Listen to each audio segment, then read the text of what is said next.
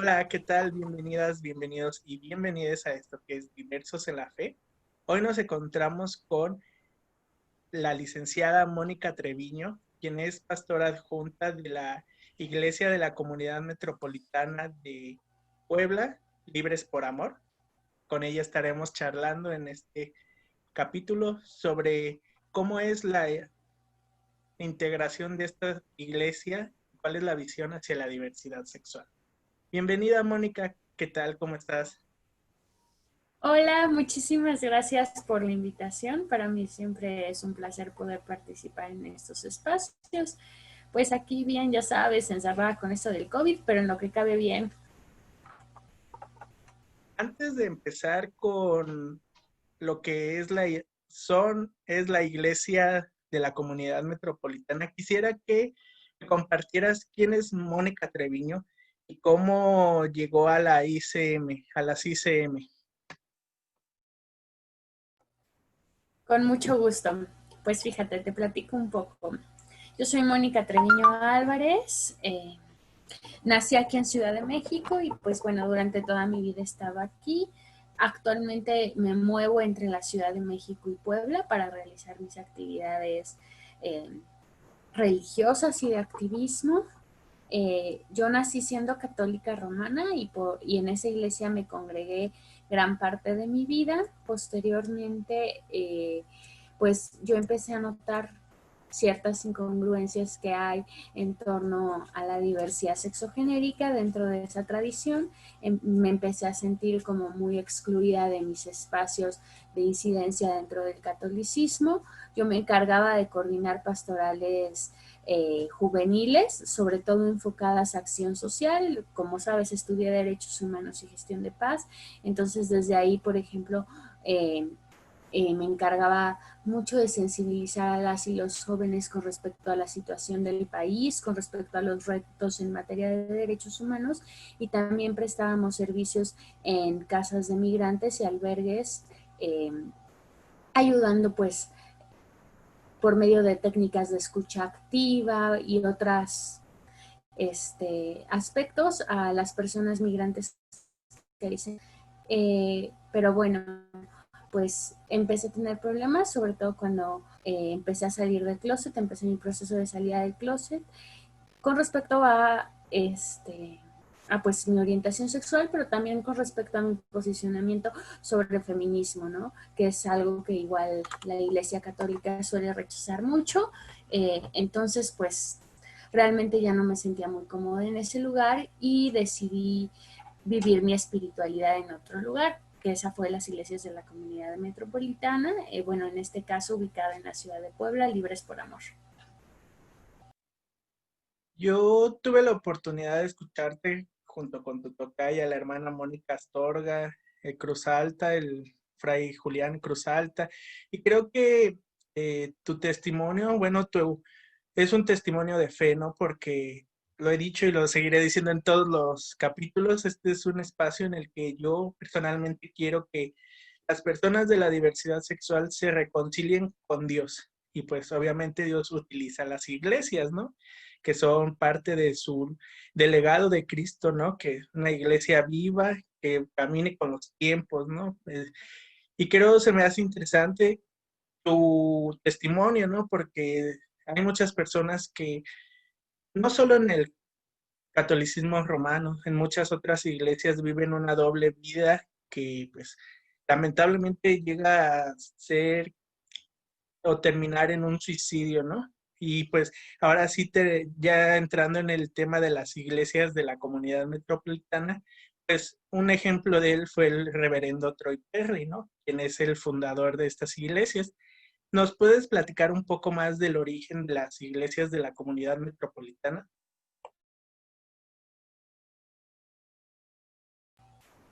Por supuesto que sí. Antes de empezar como con el tema de las iglesias de la comunidad metropolitana, estoy completamente de acuerdo. Generalmente todas las tradiciones religiosas marcan un rechazo a la diversidad sexogenérica y me parece ser que esto que tú llamas doble vida también se vuelve como un mecanismo de defensa en muchos momentos para intentar de alguna forma vivirte diversa, vivirte diverso y aún así poderte congregar en iglesias. También considero que hay parte de la diversidad sexogenérica que pues está muy, muy ajena al tema de espiritualidades, ¿no? Y me parece ser que es con razón. Si toda tu vida tú escuchas un discurso condenatorio, pues ¿cómo esperamos ir construyendo esos espacios? Y es desde ahí que me parece ser que la labor de ICM pues cobra bastante relevancia. Troy Perry funda ICM en el año 1968. Troy Perry era un pastor de origen pentecostal que, bueno, en el momento en que se nombra gay, eso le causa grandes retos y hace que tenga que dejar la congregación. Después de muchos años en el que él se aleja por completo de la religión, rompe con su novio, con su pareja de ese momento y pasa por un intento de suicidio. A raíz de ese intento de suicidio que Troy Perry vive es que surge en él la idea de pues vivir otra vez su espiritualidad y reencontrarse con ella. Entonces, por medio de un anuncio, él puso pues que quería hacer un culto, quería hacer una celebración para las personas de la diversidad sexogenérica, es que surgen las iglesias de la comunidad metropolitana. Entonces a mí siempre se me ha hecho muy simbólico esto, en tanto surgen en la sala de su casa con 12 asistentes. Me recuerda mucho a estas primeras comunidades cristianas que se reunían dentro de casas, generalmente en ese momento pues de mujeres, y que desde esa forma era que pues resistían a un imperio que los atacaba, ¿no? Entonces eso se me hace como que muy, muy simbólico y muy relevante y pues así surge la historia de ICM. Bueno, yo hice una pequeña investigación sobre ICM y dice, bueno, que el reverendo Troy no describía a ICM como una iglesia solamente de gays, sino que era una iglesia, y es este el mensaje que, pues, fue el mensaje original de Cristo, ¿no? Aquí en la tierra, una iglesia incluyente que sea para todas y todos, ¿no? No solo para algunos cuantos privilegiados, ¿no? Porque pues la fe no es privilegiada. Eso fue pues en San Francisco, ¿no? El origen de Troy y, bueno, del reverendo Troy y de la ICM. Pero aquí en México, ¿cómo y cuándo llega ICM?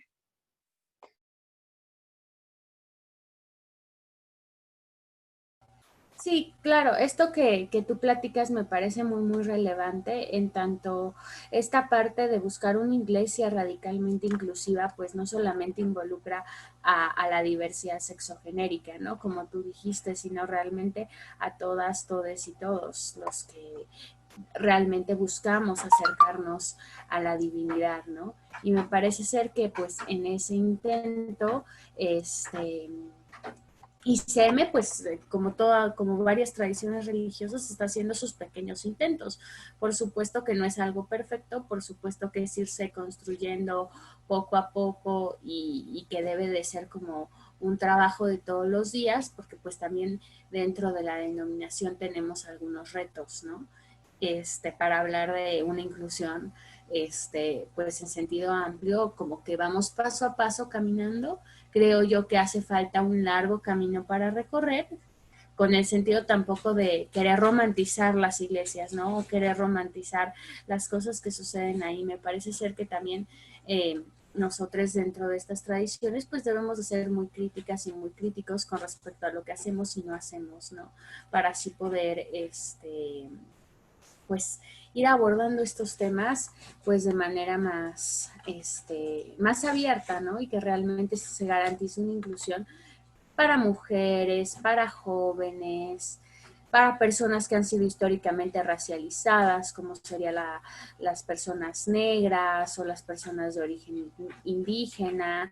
Entonces realmente ahí es como nos podemos ir dar cuenta como pues hay grandes retos y hay grandes problemáticas que también debemos de empezar como a abordar como denominación, ¿no? Y creo que esto está presente en todas las iglesias, no es exclusivo de ICM, ¿no?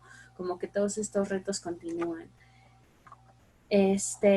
Por ejemplo, ahorita compartirte que actualmente en ICM en México, pues la iglesia madre es la de Monterrey, eh, que es Casa de Luz. Como tal, esa es la única iglesia. Las demás son iglesias emergentes, es decir, son pequeñas comunidades de fe que pretenden en algún punto formarse como iglesias. Y ahí tenemos ministerios en la ciudad de Querétaro, en la ciudad de Aguascalientes, en la ciudad de Puebla y en la ciudad de Cuernavaca. Anteriormente había un ministerio en la Ciudad de México, sin embargo, por diversos problemas, pues ahorita ya no existe ese ministerio. Pero pues es algo que está en construcción y los esfuerzos pues son bastante colectivos. Comentarte que la historia de ICM en México se retoma desde los años 80 hasta la actualidad. De hecho, hace unos días, ayer terminamos nuestro retiro nacional en el que justo estábamos conmemorando 39 años de ICM en México. Entonces, pues me parece ser que son pequeños retos y son pequeñas cosas que se van haciendo, ¿no? Si bien es cierto, creo que falta muchísima visibilidad y que falta que muchísimas personas se enteren de esta labor. En tanto, pues me parece ser que sigue siendo novedoso e inclusive extraño para varios sectores el enterarse de que hay una iglesia que no condena a la homosexualidad, ¿no? Que no condena a las identidades de género no hegemónicas. Entonces me parece ser que pues ahí surge nuestra labor de empezar a demostrar que existe un Dios diferente, ¿no? Y que Dios no condena a nadie. Bueno, ya has tocado un poco acerca del dogma, ¿no? ¿Qué es, en qué cree ISM? ¿En qué creen las personas que acuden a las iglesias de la comunidad metropolitana? ¿Qué diferencia el dogma de ICM al de, por ejemplo, la Iglesia Católica Romana o algunas otras denominaciones cristianas? Pues mira, nosotras somos como un espacio ecuménico. Por ecuménico queremos decir que convivimos diversas tradiciones cristianas. Es decir, puede haber personas que sean evangélicas, puede haber personas que sean pentecostales, puede haber personas que vengan, por ejemplo, de la tradición católica romana, como es mi caso, y así, de cualquier tradición que llegue la persona, pues ahí estamos.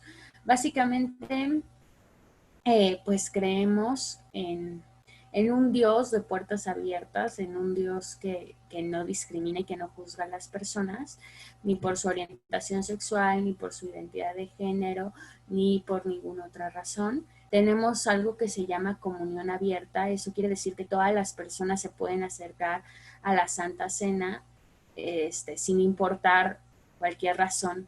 Y esto surge un poco en el contexto de que generalmente en muchas de las tradiciones religiosas de las que venimos se nos niega participar en la Eucaristía por el hecho de ser personas de la diversidad sexogenérica, ¿no? Se nos niegan muchísimas cosas, entonces desde ahí nosotras partimos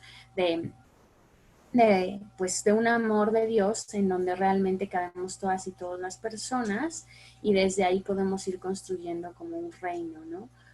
Entonces, hablar de dogma, creo yo, se complica un poco en tanto convivimos en la diversidad de muchísimos cristianismos. De hecho, por ejemplo, en el caso de las ICM de Cuba, eh, igualmente se congregan dentro de ICM personas de tradición budista o de diferentes tradiciones, entonces podemos darnos cuenta cómo realmente la idea es profesar y vivir nuestras espiritualidades aceptando nuestras diferencias e intentando comulgar con nuestras similitudes y nuestras diferencias generando espacios inclusivos.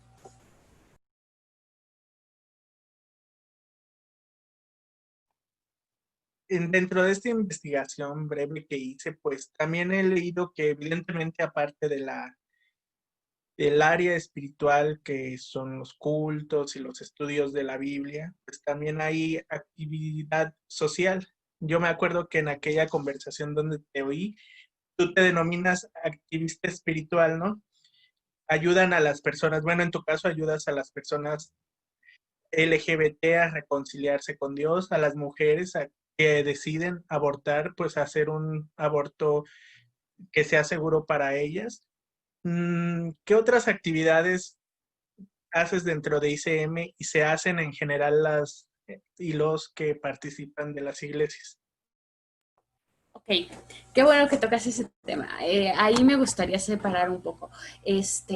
Sí, ICM ha tenido como una historia a favor de los derechos humanos. De hecho, por ejemplo, actualmente es conocida como la Iglesia de los Derechos Humanos, pero en algún tiempo fue conocida como la Iglesia del SIDA, porque en los momentos de mayor crisis del SIDA, bueno, es sabido que ningún pastor o sacerdote o pastora quería oficiar misa si sabía que la persona se había muerto de SIDA, que igual había un gran problema en los hospitales con respecto a la gente que se moría de esta enfermedad, ¿no? Entonces, desde ahí es que las pastoras, sobre todo las mujeres pastoras, en tanto muchos pastores se murieron de SIDA, las pastoras y algunos pastores como que se unieron para ayudar a toda esta población que se estaba muriendo por el SIDA, ¿no? Y los acompañaban tanto en oración como en cuidados médicos. Entonces de ahí surge ese nombre. Entonces también se hace como esa clase de activismo. De igual forma, hay muchas reverendas y muchos reverendos dentro de la denominación que se han dedicado toda su vida a la defensa de derechos humanos, no solamente de la diversidad sexogenérica, sino en otros espacios. Entonces, por ejemplo, tenemos una Margarita Sánchez de León que ha dedicado toda su vida a la defensa, por ejemplo, de un mundo en el que se construya la paz. Ha tenido bastante que ver con el matrimonio igualitario en Puerto Rico y otras cuestiones en donde realmente podemos ver cómo las iglesias no solamente se quedan como en la teoría o la espiritualidad, sino también buscan salir a la práctica. Ahora, con respecto a mi trabajo relacionado con el activismo espiritual o lo que yo he denominado activismo espiritual y el acompañamiento a abortos de mujeres o otros cuerpos gestantes, compartirte que, por ejemplo, ICM no tiene un posicionamiento con respecto al derecho a decidir de las mujeres. Es decir, está en blanco, no te dice si sí o si no. Entonces, realmente este trabajo que yo realizo acompañando a mujeres en los procesos de interrupción legal del embarazo, lo hago a cuenta propia y a título personal. Eso siempre como me interesa decirlo para que no se malinterprete ni dentro de la denominación ni afuera de ella y eso como que me genere problemas en ambos lugares, ¿no? Es decir, sí aclarar que es un trabajo que yo realizo, bueno, por vocación y que no se asocia mucho a lo que yo hago dentro de mi trabajo pastoral, ¿no? Pues mira, estos retos, por ejemplo, yo decidí acompañar abortos en contextos religiosos porque me di cuenta que mujeres y otros cuerpos gestantes lo viven con mucha culpa. Generalmente si tú te congregas en una iglesia y decides interrumpir un embarazo, te vas a enfrentar a preguntas como, ¿Dios me odia? ¿Voy a poder regresar? ¿Me voy a ir al infierno? ¿Es pecado tomar esa decisión? Y bueno, infinidad de preguntas más. Entonces, ahora sí que este interés mío surge cuando yo asistía al grupo de jóvenes de la Iglesia Católica Romana. Cuando yo empiezo con este proceso de leer feminismos y de nombrarme feminista, lo hago público en algún momento dentro de la iglesia, ¿no? Y eso generó que de manera muy ajena a la jerarquía de la propia tradición, muchas chicas se acercaron a mí a preguntarme qué opinaba sobre el aborto, ¿no? Muchas chicas también se acercaban a mí a preguntarme qué opinaba sobre la homosexualidad y otros temas, ¿no? Que generalmente son condenados por la iglesia. Entonces, lo que yo hice en ese momento fue empezar a brindar estos acompañamientos dentro de la iglesia de manera underground, en los que en un primer momento era hablar con ellas, ¿no? Y decirles, independientemente de lo que yo opine, pues aquí vamos a acompañar tu propio proceso, ¿no? Entonces, primeramente era como decirles, hay teologías liberadoras, no todas las teologías van a condenarte. Finalmente, la misma Iglesia Católica habla sobre un examen de conciencia y si tú haces un examen de conciencia profundo, hay bastante posibilidad de que no te condenen. Entonces, hay opciones, hay formas de verlo. Me gusta mucho retomar a la Virgen María en tanto ella decidió tener a Jesús, ¿no? Que es un poco el discurso de Católicas por el derecho a decidir.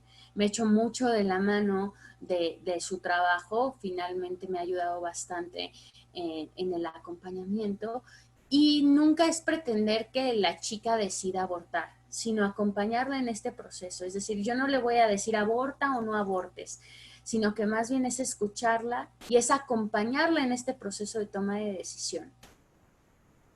Sea cual sea la que decida, que se sepa acompañada por una y que se sepa que no la vas a dejar a la mitad del proceso. Que si requiere un acompañamiento de ir a la clínica y de estar con ella agarrándole la mano o acompañándola, lo vas a hacer. Que si requiere compañía porque tiene muchísimo miedo cuando se tenga que tomar las pastillas, vas a estar a su lado, la vas a estar acompañando en todo ese proceso. O bien si decide tener a su hijo, al bebé, y y necesita, por ejemplo, cierto acompañamiento con respecto a las citas ginecológicas o algo, que no va a estar sola tampoco en ese proceso, a mí se me hace como que muy, muy relevante. Y en la parte espiritual, pues el decir Dios no te va a odiar si tú te practicas un aborto, libera. Es un poco similar a cuando una persona de la diversidad sexogenérica cree que Dios la odia por profesar una sexualidad disidente, ¿no? Entonces, desde ahí es ese acompañamiento, ahora sí que yo generalmente te digo, lo realizo con chavas de la Iglesia Católica, porque bueno, desde mi historia de vida es la iglesia a la que más conozco y a la que más chicas me conocen, entonces se acercan a mí. No obstante, me han llegado como chavas de otras denominaciones y de igual forma les he brindado este acompañamiento. Una parte de lo que es la misión de las iglesias de la comunidad metropolitana es la transformación espiritual. Ya lo mencionabas en diferentes ámbitos, pues, o con diferentes grupos, nos han dicho, tú por ser afrodescendiente no eres, Dios te odia. Tú por ser homosexual, lesbiana, bisexual, trans, Dios te odia. Tú, mujer que de sobre ti misma, Dios te odia. Y nos han hecho, y yo lo digo sinceramente, no es solo exclusivo, lamentablemente, del catolicismo, es de todas las denominaciones cristianas fundamentalistas, ¿no? Porque está ICM, el anglicanismo y otras que están tratando de transformar, reformar sus iglesias, su pensamiento para hacia las demás personas, ¿no? Yo creo que pues es un mensaje que debemos de tomar todas y todos, el que Dios no nos odia, eso también lo he dicho en los otros capítulos y lo seguiré diciendo, y pues debemos de transformar ese pensamiento de odio hacia amor, porque muchas veces lo hemos visto en la comunidad LGBT, lamentablemente, el odio, la violencia lo usamos como un mecanismo de defensa que tampoco es bien para nosotros, porque al final de cuentas nos estamos lastimando un poco con estos mecanismos de defensa, pero es a lo que nos han orillado, ¿no? ¿Cómo ICM transforma este sentimiento negativo en algo positivo?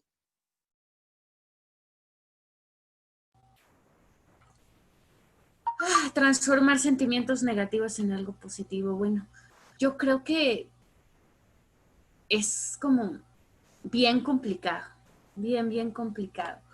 Este, a nivel reconciliarse con la espiritualidad, me parece ser que es un proceso que en cada caso es diferente. Es decir, me parece ser que cuando tú llegas a ICM, pasas por un proceso muy, muy diferente según cuál haya sido tu experiencia y según cuál haya sido la fuerza del daño espiritual que hayas vivido.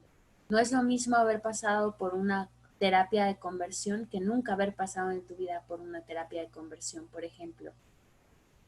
Finalmente las experiencias ahí son muy diferentes. Igual cambian de tradición a tradición, porque generalmente las experiencias nunca van a ser iguales, ¿no? Ni siquiera si provienes de la misma tradición vas a encontrar una experiencia igual.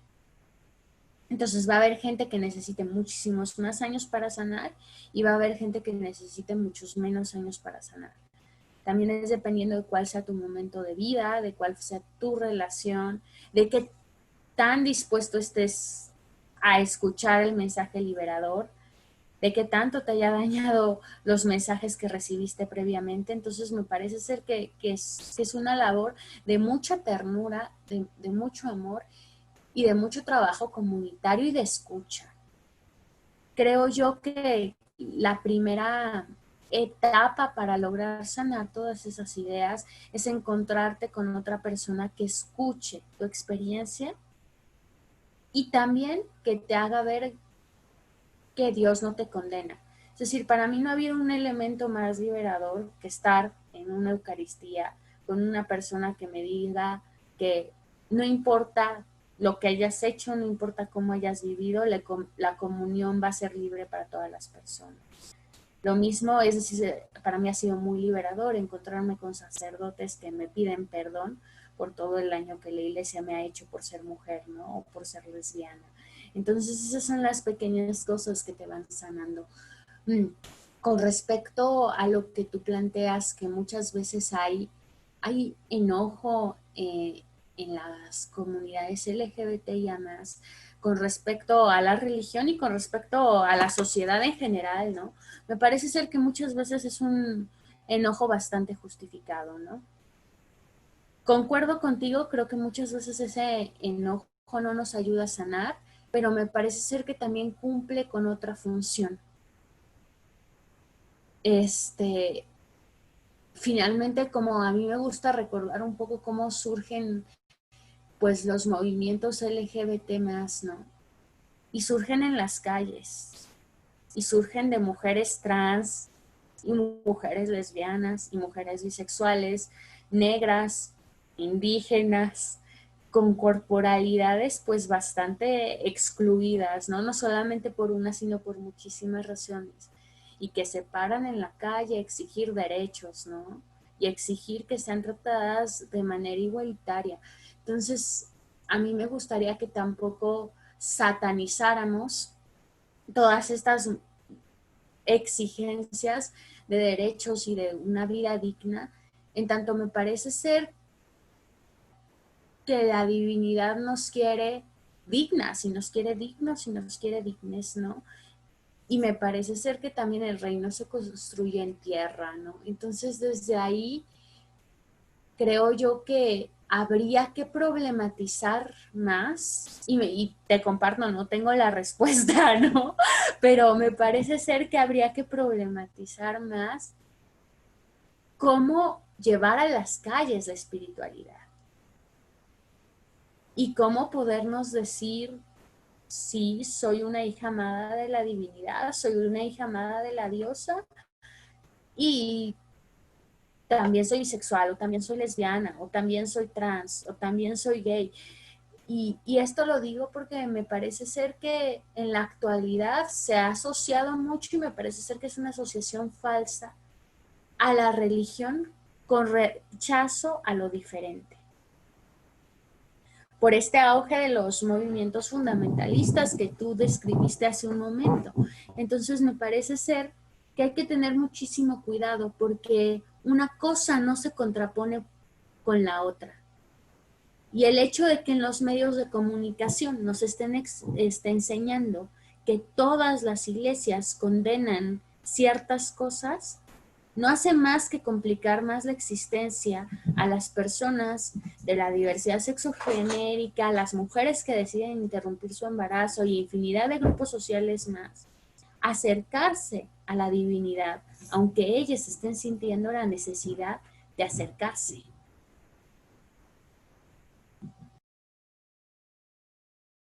En el capítulo pasado hablamos con el padre Manuel Sonora y era lo que planteábamos, ¿no? La iglesia de Cristo es una iglesia viva. Él les dijo a sus apóstoles, vayan y busquen entre las naciones, no quédense aquí en la comunidad de la sinagoga para que vengan a ustedes, ¿no? Y creo que comparto totalmente que es un cuestionamiento que debemos de hacernos, ¿no? Las personas que participamos de alguna iglesia y en general, ¿no? Cómo debemos de hacer que ese pensamiento caduco, por ejemplo, respecto a la ordenanza de mujeres que en el sacerdocio, la inclusión de las personas LGBT en la comunión y la vida en comunidad de las iglesias. Ese es un pensamiento de siglos, ¿no? Que pues es una malinterpretación, de hecho, como lo mencionaste al principio, ¿no? De la Biblia, porque en la Biblia fueron mujeres las que empezaron la iglesia de Cristo, porque los apóstoles se fueron a esconder ahí, ¿sabe a dónde se fueron a esconder? Y las mujeres fueron las que tomaron el ejemplo de Jesucristo y fueron a hacer la predicación, ¿no? Una de ellas, María Magdalena, tan criminalizada, tan odiada, tan vituperada, que pues realmente es todo lo contrario que nos dice la historia, ¿no? No sé si quieras hacer algún mensaje final para las personas LGBT. Claro que sí, con mucho gusto, pues yo les mando muchísimo amor.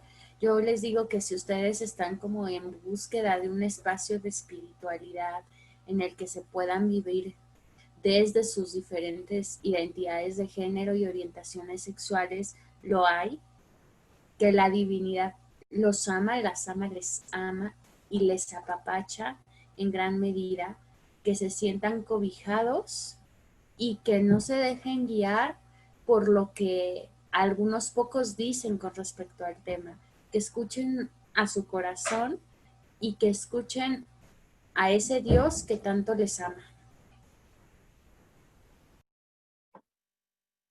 Bueno, muchas gracias, Mónica. ¿Alguna red social de personal de la Iglesia Libres?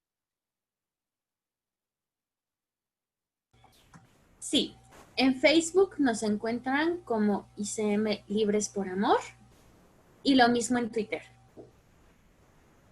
Eh, Te agradezco mucho tu tiempo.